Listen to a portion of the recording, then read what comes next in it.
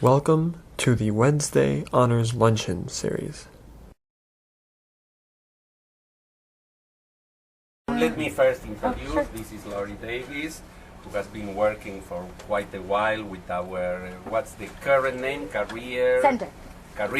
Very streamlined. Yes. We went from OCS to CDC to OCD. We've been everything. Okay, now it's the Career Center. Sweet and short. Yep. Great.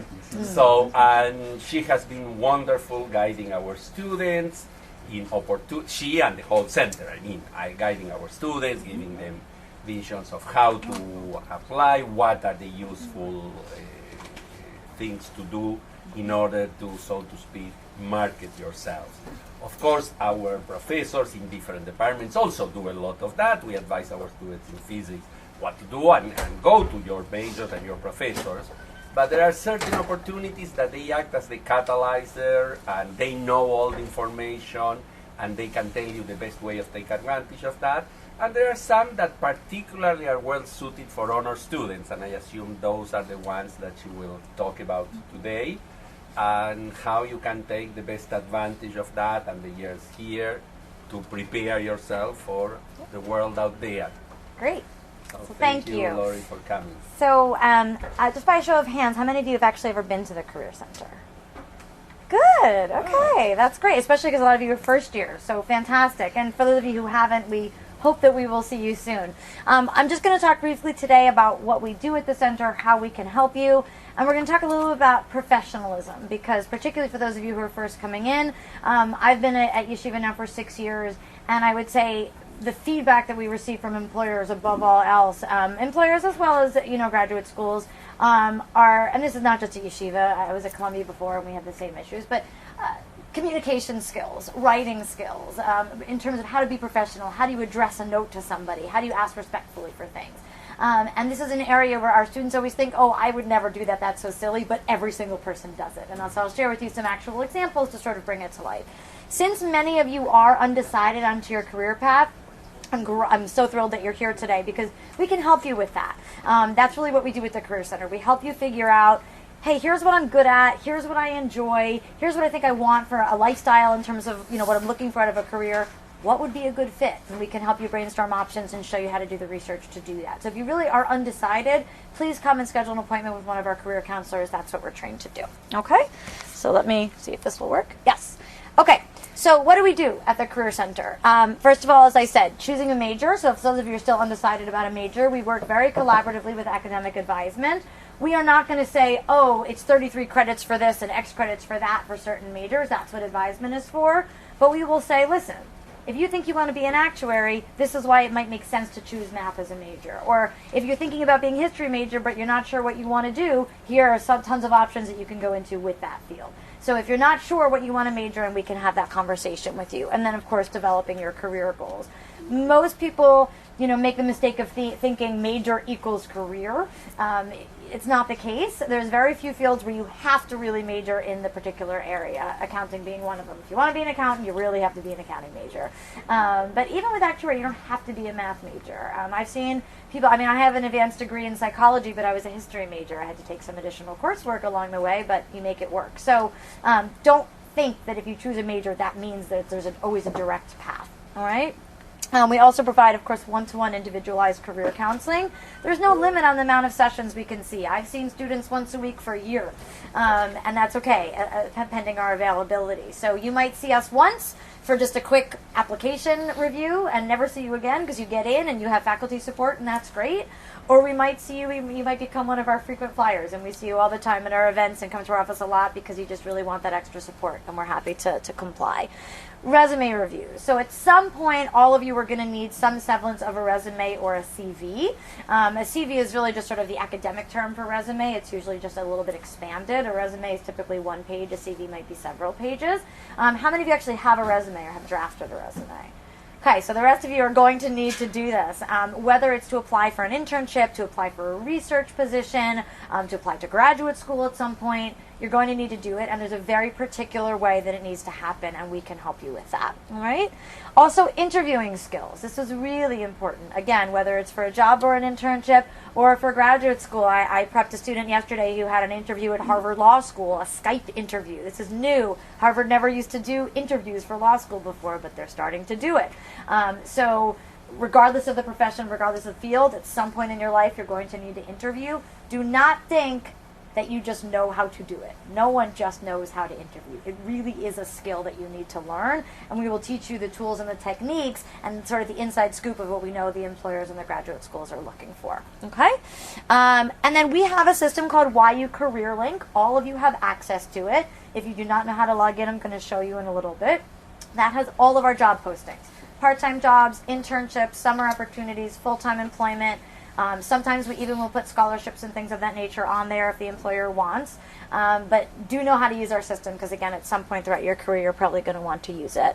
Graduate school advisement. So, it's still a ways off for most of you, but we do a lot of work with our students in helping to draft their essays. Again, mock interview prep for graduate school, choosing which programs they might want to be interested in. I had a student the other day who was sort of deciding, do I go master's, do I go PhD, or should I just go into industry, those kinds of conversations. So again, we can help you with that. And we have a lot of events. We have about 100 programs per year. You guys are welcome to come to any and all of them. Everything from a panel on careers in healthcare to a Wall Street event to a career fair with a number of employers who are actually recruiting. Plug our career fairs on March 14th this year, so you'll start to see the marketing for that. But really everything in between, whether it's an individual speaker or a panel of speakers or a recruiting event. All of our events are listed on our website, and of course you'll see the emails and the flyers around campus as well. And speaking of our website, yu.edu/career-center. Do not forget the hyphen. You can also just Google Career Center, Yeshiva University Career Center, and it comes up. We have a ton of resources on our website. I mean, you can really spend hours getting immersed in that information, and I encourage you to do so. But we'll talk a little bit more of that as we go through. So I just wanted to briefly talk about the career planning process. How does it work from start to I have no idea what I want to do all the way through implementing your decision? It starts with something we call self-assessment. Does anyone know what self-assessment means? Assess yourself, yeah. I feel like to think about, what do I like to do? What do I think I'm good at doing? Yeah, really being reflective and evaluating who you are and what you've done. In career counseling, we talk about 4 different areas that we look at for self-assessment. Your interests, so what you genuinely find engaging, right? Your skills, so what are you good at? So I might really be interested in music, but I am not going to be the next American Idol. That's off my list for being a career opportunity, right? So you have to have interest and skill. And we do have students who come in and they're genuinely interested in a topic area, but it's just not their strength. So interest, skills, personality. Your personality is very important. If you're someone who's extremely extroverted and loves interacting with people and you're stuck in a job doing lab research all day long, you're not going to be a happy camper, for example. And then the 4th piece is what we call your values. And by values, we mean what is it that you want out of your career? For some people, compensation is absolutely the top. For others, they want economic security, but that doesn't need to be, a tremendous amount. For other people, work-life balance is critical, or having family time. For other people, they want prestige or flexibility. Everybody has different priorities that they want out of their career. So what we do in the self-assessment process is speak with you guys and learn about these things and show you some exercises of how you can learn about it. We also do offer some tools for assessment. We offer something called the Strong Interest Inventory and the Myers-Briggs Personality Type Indicator. Any psych majors in the room? No? I know the test. You know the MBTI. It's one of my favorites. And by the way, the MBTI is something that's used in business, and I mean it's used all over the world. But in any event, we offer some tools to help you with these types of assessments to help you kind of figure it out a little bit more. So that's kind of the first piece, is really knowing yourself. Then you have to know what's out there, and this takes a lot of time because you've got to do research to explore what are your options. I'm a math major. What can I do with that? Well, there's a lot of different things you can do with a math major. And if you want to explore all different industries that require quantitative skills, again, we have resources to show you how to do this, but the burden is going to be on you to actually go out and read the materials that we send you and speak to the people that we tell you to speak to. And that's where you can do a lot of research online or in books and in print, and again, I'll show you where those tools are. But networking and speaking with individuals who do these jobs, who have these careers, is going to be extremely valuable. And the networking process is critical, again, no matter what field you choose to go into. And we can help you with that. We have a database of YU alum who are willing to speak with students for informational purposes. So if you're saying, I'm thinking that I might want to go into, a particular field, but I'm not sure, I would love to speak with someone who's done it.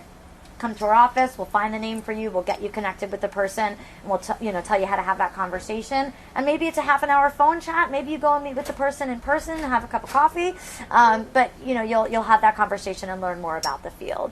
And then once you've sort of narrowed it down to, let's say, 2 or 3 areas you're really considering, we want you to get experience. This is where shadowing, interning, volunteering, getting actual experience doing that thing is critical. Because again, no matter who you speak with and no matter how much you read, until you actually try something, you just never know. I had 3 different internships when I was in college and I hated all of them, but they crossed things off the list for me. I thought I was really interested in X, I tried it, I was very, very wrong. Yeah, did you have a question? Yeah, Laurie, I'm just thinking as you speak about connections between police services and honors. Yeah. And for example, can you connect our current honors people with honors people out there? Sure. Okay. Very easily. It's a lovely tool called LinkedIn. Anyone ever heard of it? Oh, yeah. If you haven't, get on it. It's my favorite tool. I've been at YU for 6 years, but I've been doing career work for 10. In the 10 years I've been in the career counseling field, there has never been a tool that I have found more transformative and incredible than LinkedIn. It still on a daily basis blows my mind. We'll get to it in a little bit, but if you don't know linkedin.com, check it out and set up a profile. So getting experience, that's really the next step, and then hopefully that helps you to narrow it down further until you implement your career decision. And the cycle continues. You implement your career decision, whether it means going to grad school or getting your first job, and then you evaluate, do I like this?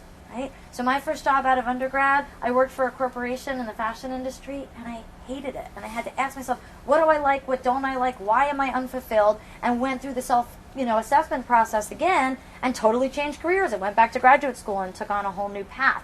And people do that all the time. I mean, the average student now graduating from undergrad in the first 10 years will change careers 2 to 3 times. Not jobs, careers. So, it's sort of gone are the days of you pick one path and you do it for forever, as, sometimes parents and grandparents we may have seen have done. It really isn't the case very much anymore. Now, that's not to say that it can't happen, especially if you're, for example, pre-med, usually those students stay on the same path. But the point is that oftentimes this really does change. So that's the process. And again, we can help you more on an individual basis with that. Now, I want to shift focus for a minute and talk a little bit about professionalism. And again, this theme is going to be rampant throughout your experiences here at YU. So let's just look at this lovely email from John. Hey, I'm applying to an internship for this semester and was wondering if you'd be a reference for me. I'd really appreciate it. Thanks, John. What is wrong with this email? Everything. Okay, let's start from the very beginning. Specifics. Hey. Yeah. Hey, Hey, what should it be? dear Mr. Doctor. Or at least a whatever. name. Right. Okay. So if it's a woman, what should it say? Ms. MS period, unless you know if the person is a doctor, right? So doctor always is, if it's a professor, you can write dear professor such and such. If you know it's a doctor, doctor. Otherwise, any other woman, whether or not you know if they're married, it is always MS period Ms. And it is always dear Mr. such and such or dear Ms. such and such, okay? You also do not in the same line write, dear Mr. Quilich, how are you? That's 2 separate things. That doesn't go in the same line. I see that all the time. Hi, Miss Davis, how are you? That's not a sentence, okay? The greeting is by itself, okay? Next, what's wrong? What else? Wait, hold on a second. Yeah, it starts off, but it doesn't say like, hello, how are you doing? There's really no introduction in terms of the content of it. It's just diving it's like, right me, I need an internship. I need reference. Yep. Actually, like, you have to keep reading to like the 3rd line to realize you're being asked for a letter of recommendation. Which is okay if there were more of a cohesive, argument to the entire letter. But it doesn't. They could be like, it oh, shouldn't be your first sentence. Should he's be I applying would for like an a request. You don't need to make the ask in the very first sentence. Yeah.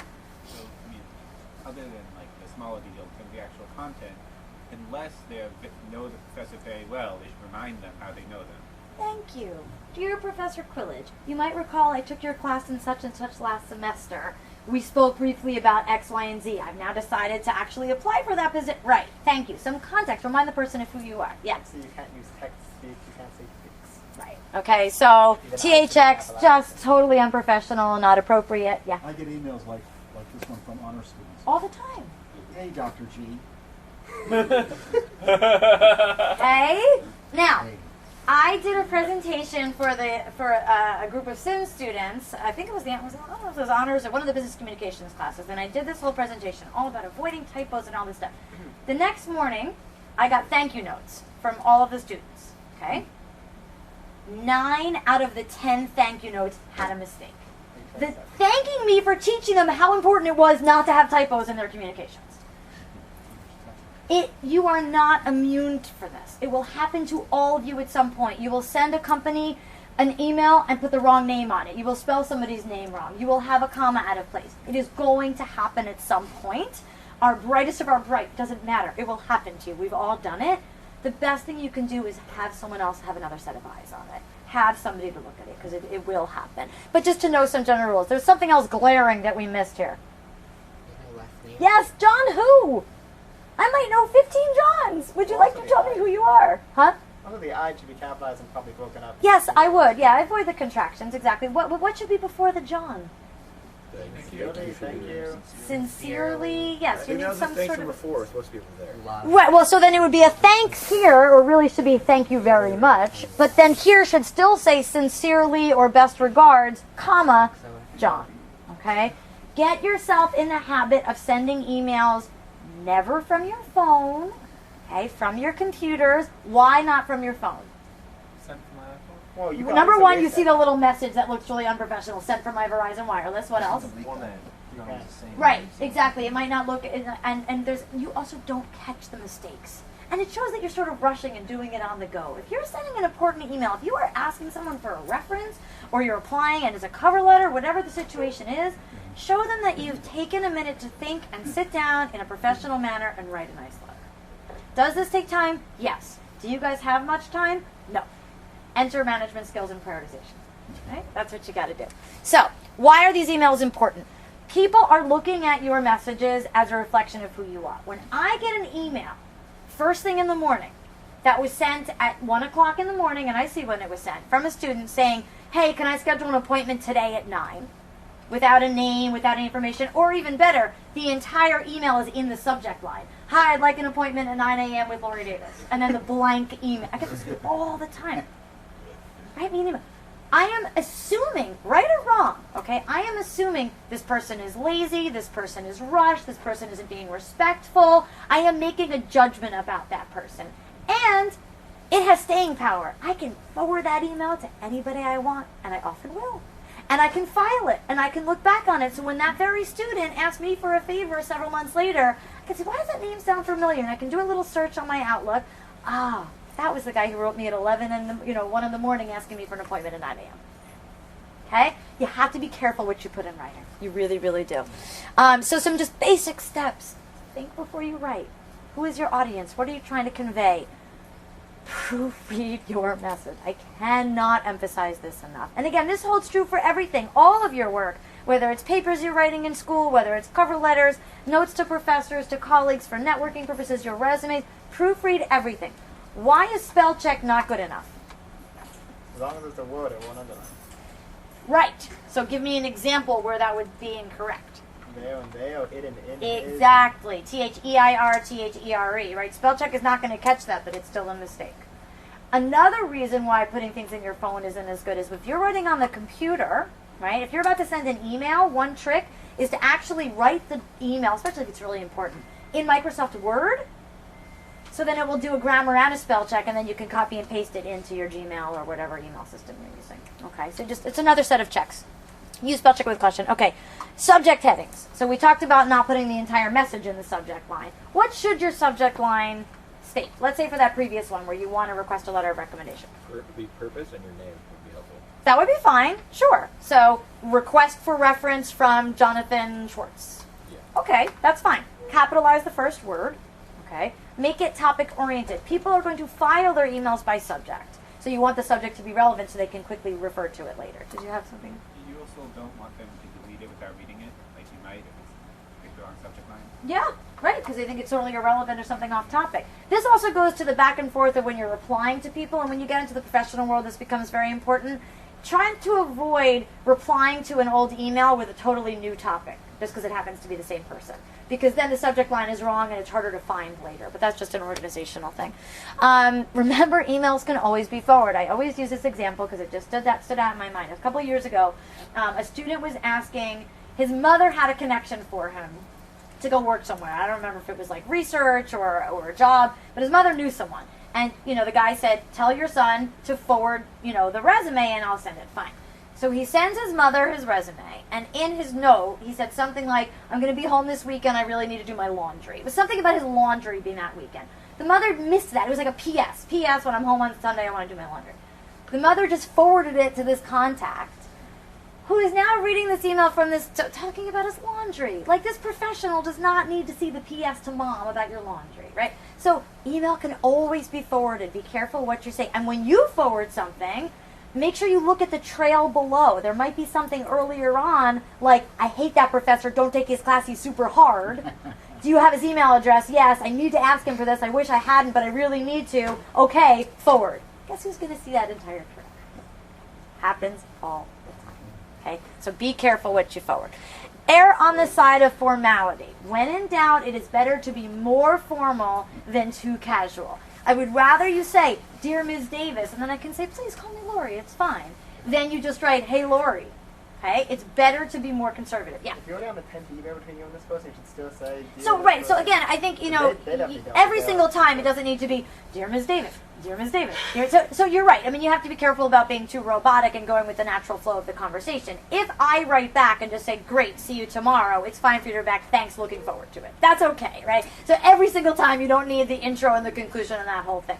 So you have to sort of use judgment to go with the rhythm of the conversation. But again, is it bad if you write Dear Ms. Davis? No, so it's when in doubt, just always go on the side of more formal. Don't write the way you speak.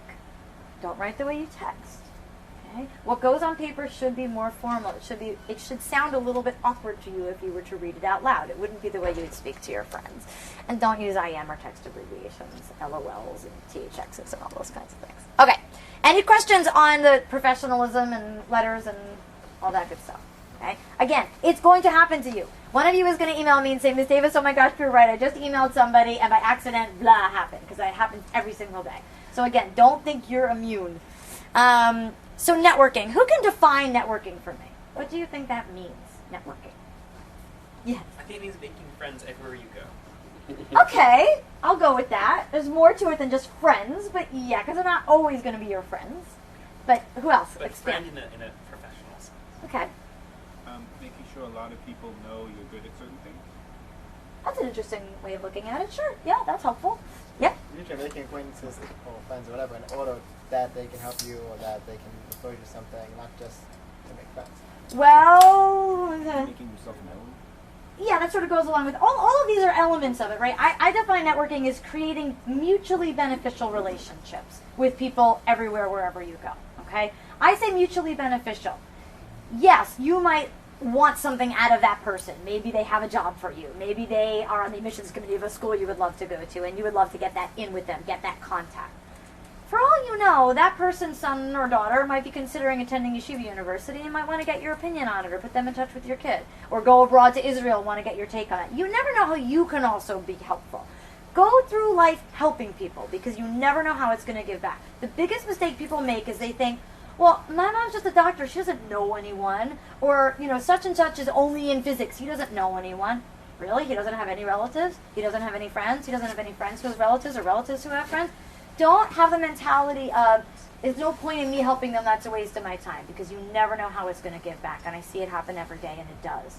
When you help people out, when you just go through it, it could be sitting on a bus and you give somebody their seat, and you end up this happens, and you end up striking a conversation, and it turns out that person has a connection that might be useful for you or is in a particular field you're interested in. We have an alum who loves to do this. He meets people on the bus every day. We have gotten so many job postings from this guy schmoozing on buses. I can't even tell you. I'm not making this up. I mean, it's real. So wherever you are, just help people. try and cultivate relationships. Meet as many people as you can. Where can you do this? Go to events. YU events, as I said, we have workshops, we have panels, the honors program has different events. YU has a ton of great speaking engagements that come here. Professional associations, you guys might not be involved in those yet because you're still pretty new, but once you figure out what path you're going to go, every industry has a professional association, if not many of them. It's a group of people in the same field who come together for conferences, they have email lists.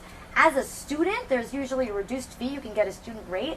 When I first started getting into career counseling, I joined a group called the Metropolitan New York Career Placement Officers Association or something like that. I don't even remember. It was like $50 for the year as a student rate. I joined. I went. My first meeting, 3 people stood up and said they had job openings. I walked up to those people after, gave them my resume, and I had 3 interviews that week. Professional associations are a great place to meet people. Shul. You guys all go to shul. You know tons of people. You don't realize who you're sitting next to and who that person might know. It's a great place to network. Class, roommates, volunteering, getting involved in activities, whether it's writing for the commentator or joining intramurals or doing the yearbook or the book sale. Get involved on campus. And those, being involved in activities, by the way, look good in terms of employment and graduate school because they like to see that you're involved on campus. It goes back to that self-assessment piece we were talking about earlier. As you get involved in something, it helps you to see, I kind of like this, or maybe I don't. Maybe I thought I was really interested in journalism, and I started writing for the commentator and realized this is really not what I thought it was. Either way, it's going to give you really good experience. And then we talked about LinkedIn.com before. I don't think I'm going to have time to go on. If we have time at the end, I will actually log in and show you guys how amazing it is. But what did LinkedIn allow? Does anyone know what LinkedIn allows you to do? Network online, resume online. Yeah, I mean, it's profiles of people online, but what's so powerful about it? Someone throw out the name of a company or an organization they would love to work for one day. Amgen. Sorry? Amgen. Amgen. Okay. If I were to go on my LinkedIn profile right now, and if you were to say, do I know anyone who works there? I don't. I know someone at Genentech, but I don't know someone at Amgen. Okay. So I would go on and I would put in that company. What it's going to show me is thousands of results of people who either used to work there or who currently work there, who are connected to me within 1, 2, or 3 degrees. So either we're directly connected, or I know you and you know him, or I know you know him and you know him. Okay? No What's one's that? gonna do And you can pay for 6 degrees, but no one's going to do that. You don't need to pay for anything. The free profile gets you, the free account gets you plenty. You really don't need to. But within 1 click, I can see thousands of people who work for the company that I would like to work for. Now, if I know you and you know him and I really want to get to him, I simply shoot you an email or give you a call and I say, I was just on LinkedIn and saw you're connected to, what's your name? Danny. To Danny. I'm really interested in learning more about his organization. Would you mind making an email intro for me? Boom, I just got to the HR person of the company I want to work for. You can get to anybody. It's also great for career exploration purposes because you can log on to linkedin.com/alumni. Filter by Yeshiva University. Filter by major or set of skills or location and just see where all YU alum have ended up. It's an open book of everybody's resumes who have ever been here. And it's fantastic for just seeing how do people go, what do people do. If you know that your ultimate goal is to be an actuary and you want to see where have all the other YU actuaries, where did they start, where did they intern, what did they do, did they take time off, did they not? You can see all of them. Okay? So I'm a big fan of LinkedIn. In terms of networking, sort of merging these two concepts today of professionalism and networking, you've got to be respectful of the people's time. Okay, whether it's a faculty member that you're meeting with because you're thinking about, going the PhD route and you want to get some assistance there, or it's a person, who might be able to help you learn about their career field. Be respectful of their time. I have put people in touch with contacts to say, look, this person would love to speak with you. And then they come back and they say, I forgot to follow up with them, or it took me 2 weeks to send an email. So now that contact is waiting to hear from you. You told me said student is going to contact me, and they never hear from you. It makes you look bad. It makes YU look bad. So really be respectful and punctual. Also be prepared for networking conversations. If you're going to have a 20-minute phone conversation with someone about what it's like to have a career in biotech, you better know something about biotech. You should research the person, look on their LinkedIn profile, see where they've worked, learn a little bit about the company, come prepared with questions. You are driving that conversation. Okay? Yeah. Also, you can read things that they've published. and then Yeah. ask them questions about that. Yes. And that shows that you read what they wrote. Absolutely. It's a And fantastic that's thing like to do. the expression of their creative and professional If soul. anyone is thinking about doing scientific research over the summer and you reach out to a PI, you should absolutely have read some of their publications. No question. No question. Now, do you need to be an expert and understand every single thing that you're reading? No. But you need to be able to say, wow, I'm really interested in immunology and I read your paper on such and such and I just would love to be part of that lab experience. It's a great point. Absolutely. Don't ask inappropriate questions when you meet with these people. Don't say, so what do you make? What can an actuary make? Don't ask them their salary. If you're interested in salary information, we have plenty of resources that we can direct you to get it. If you're speaking with a very senior level person, it is okay to say, I'm curious what the typical salary ranges are for entry level in this industry. Okay, that's a little bit safer, but I'd still rather you just come to us. And, you know, anything too personal. You want to be respectful of these people's time. Every time you network with someone, last night we had an event called What is Wall Street, right? We had a variety of people. The audience was, was a mix of YC and Sims, some math students, some computer science students, some finance students, whatever. They all walked up to the panelists after and got their business cards. I can guarantee you I am going to hear today from our panelists of some emails that were sent that were inappropriate or that had typos on them. When you send a thank you note, which you should do, just make sure, again, it doesn't have any mistakes, okay? And keep in touch. This is a little bit harder. This takes some social skills, some nuance. How do you follow up with someone? Let's say you have a conversation and they say, look, you sound like a great kid. Keep up the good work. I don't really know. I don't have anything right now to help you with, but, keep in touch.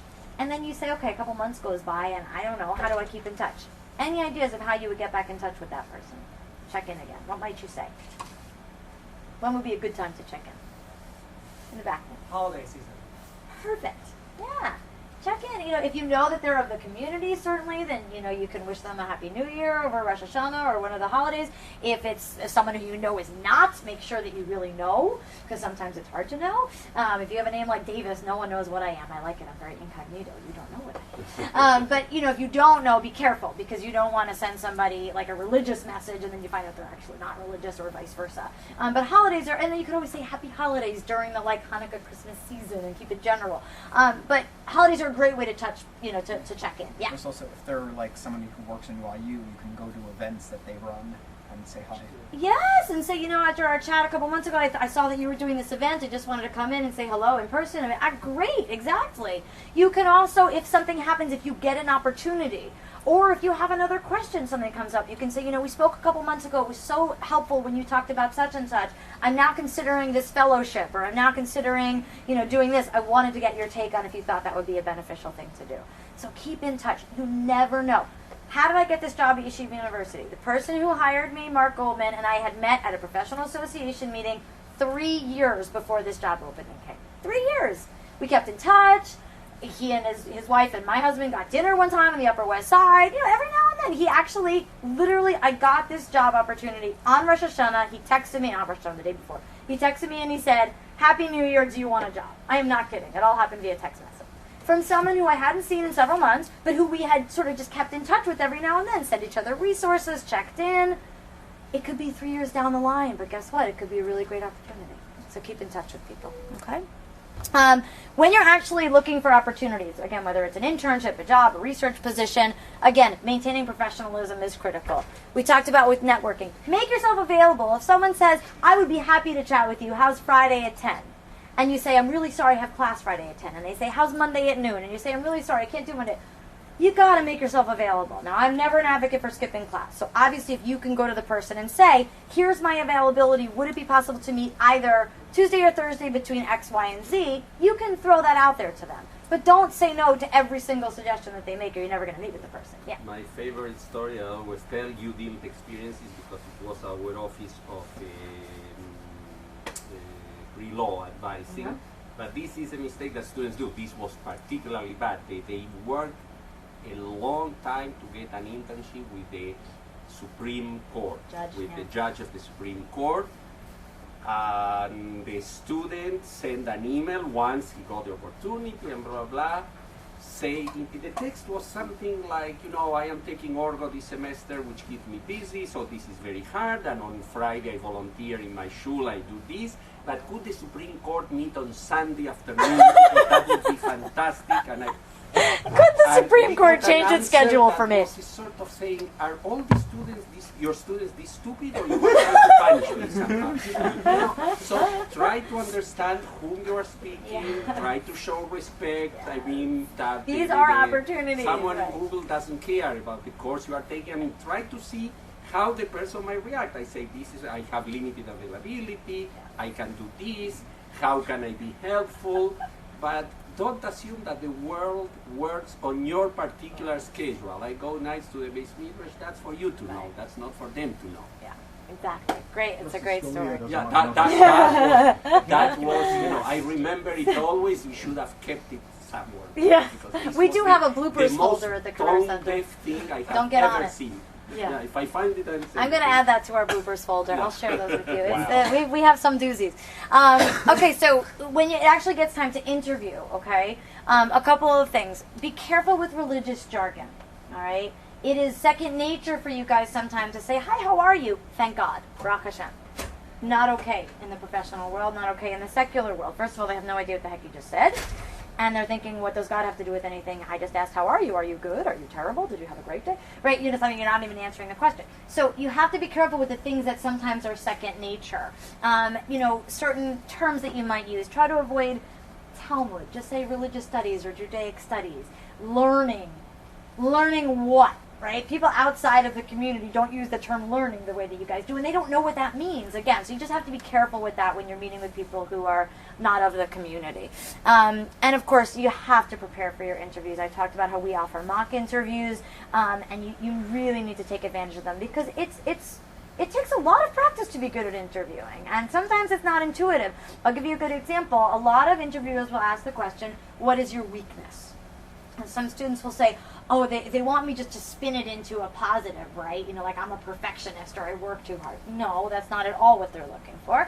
They're looking to see that you're self-aware and that you know you're not perfect, but that you're working on addressing whatever the issue is. So perhaps you're a math person and your writing skills aren't as fantastic, so you're taking an extra comp course to increase those writing skills. Or maybe if they ask for a personality trait, maybe you're someone who talks a lot and sometimes things just come out and you're working on sort of taking a minute before you think and before you speak and making sure you don't blurt out the wrong thing. Or maybe you're someone who's a little bit impatient and you're working on your patience. Whatever it is, it cannot be something that is critical to the job, right?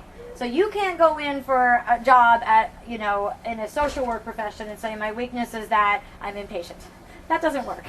Okay? So you have to be careful with what it is, but it should be genuine, it should come across as sincere, and it should show that it's something you're working on. Just as an example of something that would require strategy in terms of brainstorming with one of our counselors, what would be a good one to use for that answer? And we have lists of interview questions from everywhere. I mean, I have a list of Harvard Law interview questions, I have a list of Goldman Sachs banking questions, I have a list of, everything, every industry.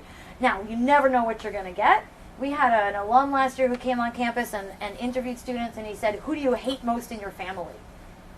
It was the most bizarre interview question I had ever heard. I have no idea what he was looking for in that, maybe just to see how the person squirmed in their seat, look how they handle pressure. My father loves to tell the story when he was in medical school. He was applying to medical school, and they asked him to open the window. You probably heard this, and it was glued shut. So they asked you to open, would you mind please opening the window? And you can't. And you're just sitting there like, these are pressure interview questions. They don't do that so much anymore. That's one thing. But, weird stuff. So we need to help prepare you for that. All right? It's not stuff you would know on your own. Attire. The way you dress matters. And it matters and it varies by industry. So if you're interested in finance, you better be in a full suit and tie, even if you're going for more of a quantitative role in finance or you think you want to be a trader. If, on the other hand, you're interested in entrepreneurship and you want to get an internship in, let's say, a venture capital firm, if you show up in a suit, there's no way they're going to hire you. They will think you don't fit in at all because you don't understand the culture of their industry. So you need to know the norms for the different places. Again, always better to be overdressed than underdressed. I'd rather you be in a suit than, not be, and then they think you should have been. But if you, when in doubt, come to us. But little things like your kippah. If you're going on an interview, wear a nice, dark, solid kippah. We had someone at the career fair last year who showed up in like this neon rainbow kippah, and you could see the dude's head from like the entire world of the gym. Don't do that. If you're going to wear dress shoes, wear dark dress socks. If you're going to wear a tie, make sure that the top button of your thing is, your shirt is buttoned. Don't let your talent stick out. That kind of thing, right? Not during class, but you know what I'm saying. During interviews, during networking opportunities, when you're going to, let's say, a visit for a graduate school, all of these types of situations. Following up, let's say you apply for something and you never hear back. Happens all the time. Recruiters might get 300 applications and just simply don't have time to get back to the people who they're not interested in. They only get back to the people who they are interested in. Should you follow up? Yes or no? Yes. I have one yes. How many people say yes, you should follow up? Okay. How many people say no, I should not follow up? You don't know. You're not sure. Okay. Yes, you should follow up. But when and how often? Maybe once, like a month later. Yeah, I would say, 2 to 3 weeks after, if you haven't heard anything, you can send an email just saying, I wanted to just inquire as to the status of my candidacy, follow up and make sure you received all my materials. Totally fine. I still love what you do. Do not harass, do not call them 5 times and just hang up because you get the voicemail and you keep calling thinking, they have caller ID. They will see you called 5 times. Don't do that, okay? We have students who do all of these things. Reneging on offers. If you accept a position, even if it's just verbal, that is accepting it. Okay? So if someone calls you and said, would you like to work in my lab this summer? And you say, yes, thank you, that'd be fantastic. And then the next day you get a different opportunity that you like better, you've already committed to somebody. And be very careful about that because you will get a reputation very quickly if you renege on an offer anywhere, in any industry. Don't feel the need to accept on the spot. If you're still exploring other options, you can say, thank you so much. I really appreciate the opportunity. When would you need a definitive answer by? That's perfectly acceptable, okay? And they might say, look, we have a number of candidates who really need an answer by the end of the week. And then you have to decide, do I want to go with it or do I risk not doing it and look into other things or whatever? And again, you can come to us and we can have that conversation. But if you accept an offer, that is a commitment, okay? And finally, being respectful to us. We are here to help you. We want to help you. The more respectful you are, the more appreciative you are of what we do, the more likely we will actually want to help you and go the extra mile for you. So I have an iPhone. I tend to check my email at 9 o'clock at night after I put my daughter to bed, and I might see a student who is always really nice, always sends me thank you notes, comes and is really proactive and says, I have a deadline. Is there any way you wouldn't mind just glancing at this cover letter? I might actually go ahead and do it at 9 o'clock at night. On the flip side, if someone has been really obnoxious or rude to someone on my staff or to myself or whatever, no way am I going to look at that email at 9 o'clock on a Friday night or whatever day it is, okay? So treat us the way you would want to treat a potential employer or a grad school commissions person or faculty or anything else because we're in a position where we can help, okay? Practice on us. All right, so real quick, just review some of our resources. I mentioned our website. All of our resources are listed there. If you click on the students page, you will see a whole variety of resources from exploring career fields to self-assessment like we talked about, to job and internship search, to graduate school admissions process. You can start to see, sort of lay out your plan for the next 2 to 3 years, things of that nature. YU Career Link, again, is our job posting system. Your username to get into YU Career Link is your YU email address, your full YU email address, unless you've changed it. Some of you may have already changed it to a Gmail or something else. That's fine. And if you don't know your password, just click Forgot Password, and it'll email you a new one. Okay? The Vault Career Insider. This is one of my favorites for those of you who are undecided. This is a very robust career library that has everything from a one-page summary of an industry to a full book on careers in technology, and they're ebooks, so you can. This is all free, and there's. It's not free for the Career Center; it's free for you guys. We pay a lot for it, so you guys can have access to it.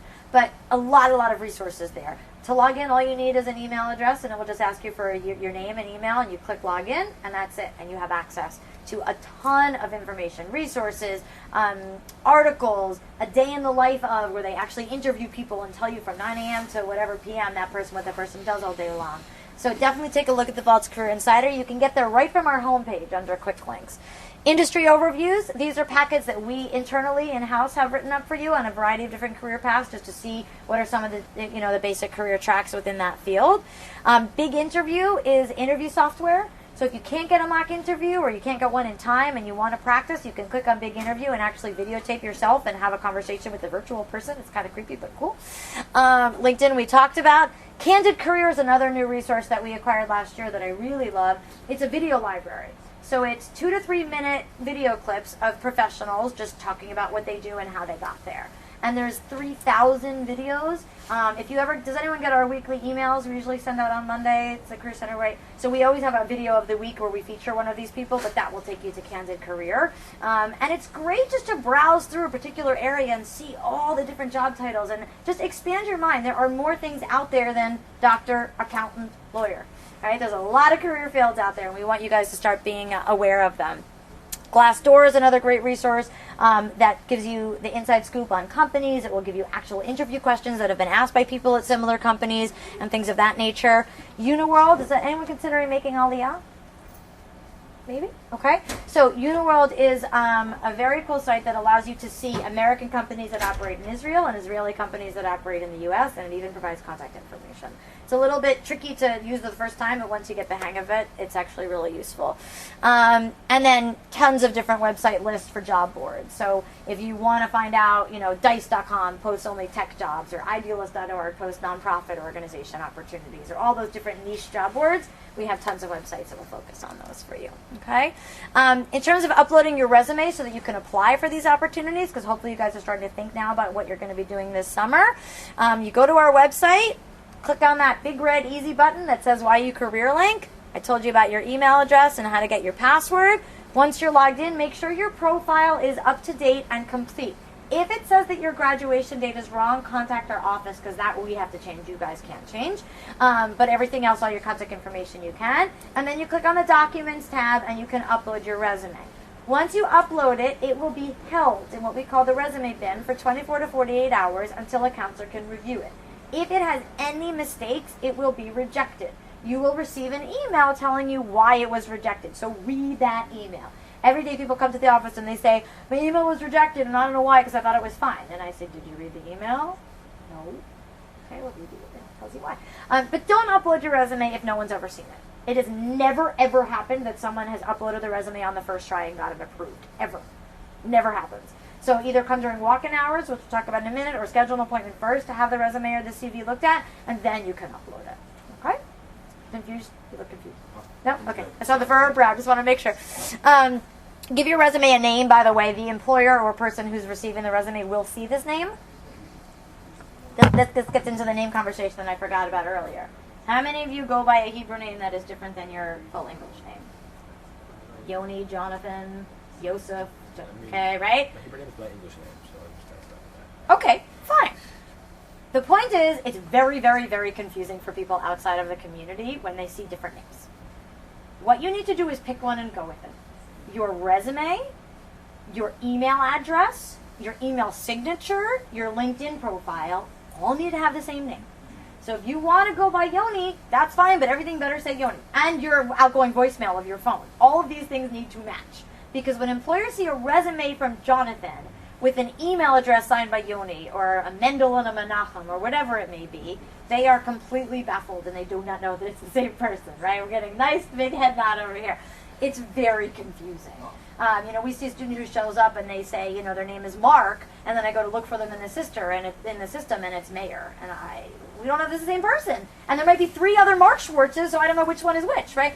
So you really have to, if whatever's your legal name is irrelevant, you need to pick the name you want to go by, but you have to be consistent across the board. Very, very important. Okay, I think that's all that I have. Let's see what's, actually pretty good time. Questions? Yeah, good. It might be useful for everybody else, so and it might bring up something else that I didn't touch upon today. So I'm thinking of going into actuarial science. Yeah. Yeah. So, do you think, even though it's only my first year, do you think it's a good idea to already start taking my first test, or? That would be a good question for someone who's in the field, and again, we can put you in touch with someone. I will tell you that I'm seeing people who have passed 1 to 2 exams by junior year-ish. So it just depends on your workflow and your if you're ready or not. You really don't want to take that and fail it because it's a lot of time. So if you feel like another semester or so of preparation from an academic perspective would help you more with the exam, then wait. It doesn't have to be right now. But certainly by the time of graduation, you want to have passed 2. Okay? Yeah, so I'm currently, after this year, so I'm next year may or not be my senior year. I don't know at this point. Okay. So should I assume that in terms of for summer internships is a problem? Should I go straight for internship, or is still research still fine at this point? Or Yeah, see, this brings up another great point. I'm glad you brought this up. This whole when am I graduating is such a YU unique thing. Any other school, you go to school and you know your grad date. You're a freshman, a sophomore, a junior, a senior. There's no, I'm an upper junior with enough credits to maybe finish in Jan. People are so confused by this, right? So you really sort of need to know, and for the honors students, usually it's a little bit easier because most of you guys, especially if you're going to do your thesis, will do it in 4 years, so it's a little bit more clear. But you really need to strategize and kind of decide, especially because in some fields, you're only eligible for certain positions if you were a junior. The reason for that is they want you the summer before you're going to graduate, because at the end of the summer, they might offer you a full-time position for after you finish. So for example, in the financial arena, most finance internships with banks on Wall Street, they only want juniors, and you're not eligible if you're a sophomore. And if you do it thinking you're a junior but then don't graduate on time, they're going to renege that offer, retract that offer, because you're not going to be able to start when they wanted you to. So just the other follow-up question is, and so what happens, I know for me and for a lot of other honors students, you wind up having, let's say now, I'm a senior, but I'm really a second-year student.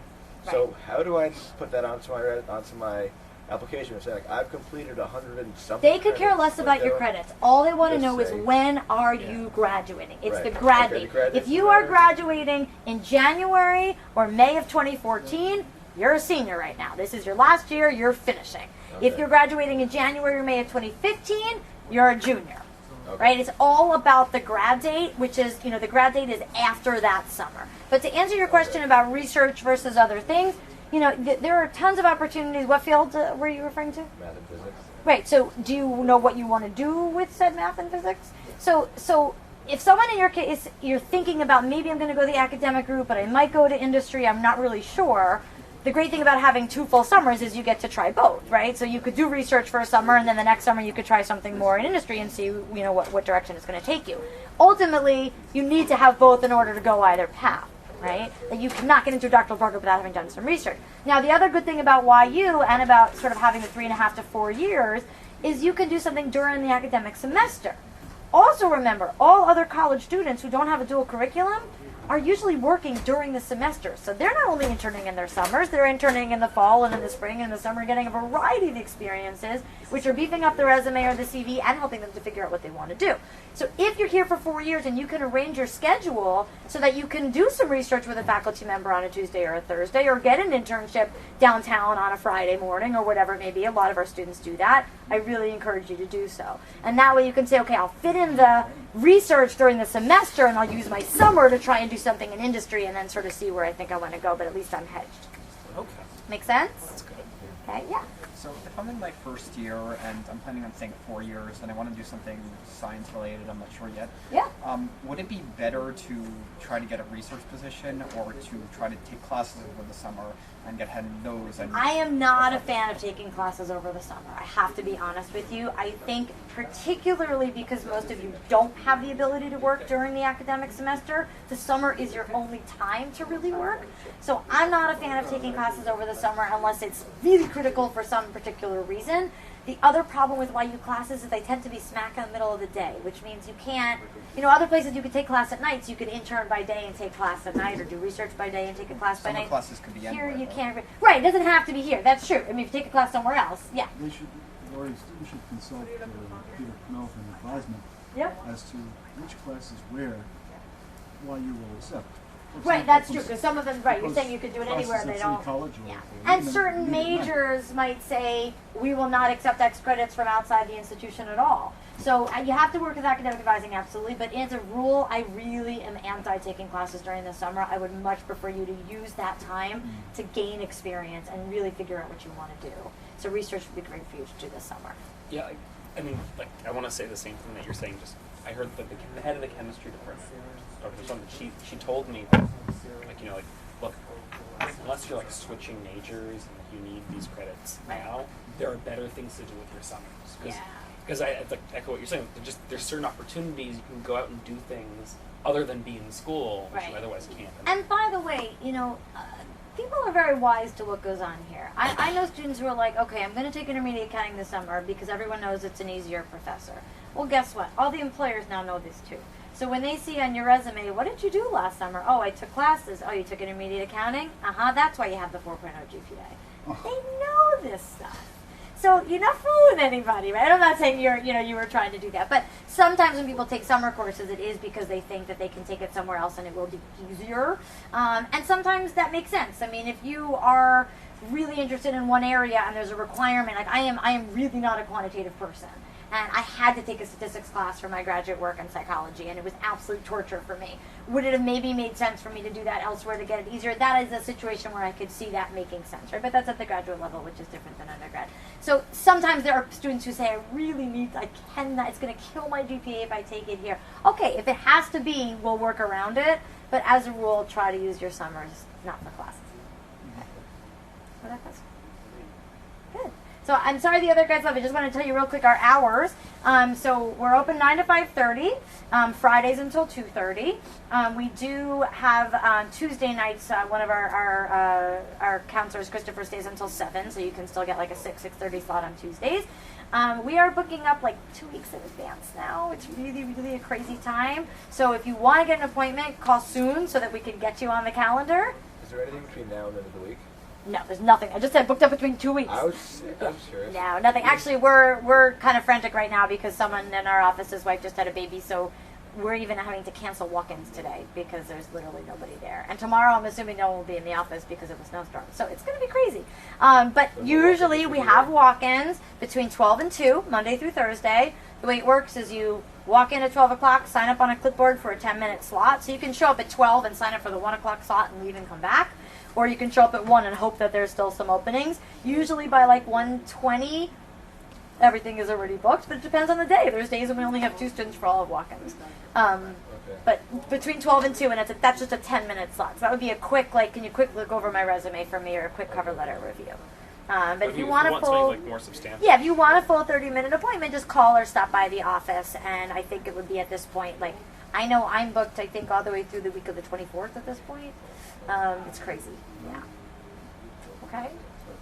Walk-ins are if you have like 1 or 2 questions, you don't want an official appointment. Right. You just, it's like, oh, I have, I worked on my resume, just want to have someone take a quick glance at it, or I'm going to send out a little networking email, can you look at it for me, or I have a question about my major, whatever, just a quick 10-minute interaction.